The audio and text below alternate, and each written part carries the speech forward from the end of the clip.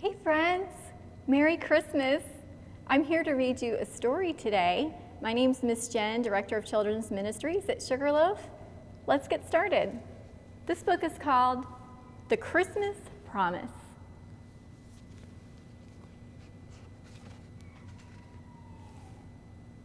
A long, long time ago, so long that it's hard to imagine, God promised a new king. He wasn't any ordinary king like the ones we see on TV or in books. He would be different. He would be a new king, a rescuing king, a forever king. And do you know what? One precious night, God kept his Christmas promise. Would you like to know how he did it? The Christmas story starts with an angel. Whoosh! He came from God to see Mary. The angel had a special message. Mary, you're going to have a baby. He will be a special baby. God promises that your baby is going to be king, not for a little time, but forever and ever. He will be the forever king.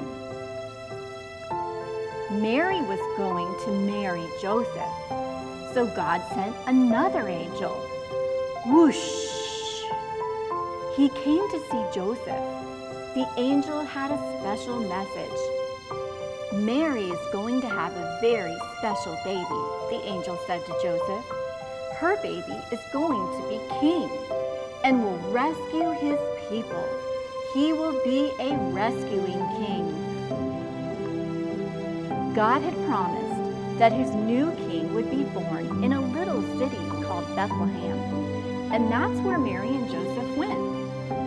But Bethlehem was very busy with lots and lots and lots of people. So, when the baby was born, he had to sleep in a manger instead of a bed. All the other mangers in Bethlehem held food for hungry animals to munch. But this manger held a tiny baby. He was God's special new king. The shepherds in the fields had such a surprise.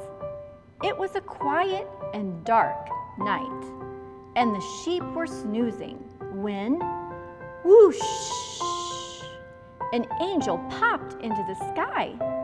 Now the sky was bright, and the shepherds were so scared.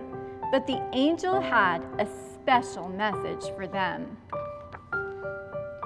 Don't be afraid. I have wonderful good news for you, the angel said.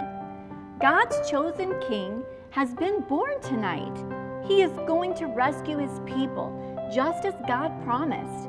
He will be the rescuing king. Then lots and lots of other excited angels joined in to celebrate. The shepherds were really excited.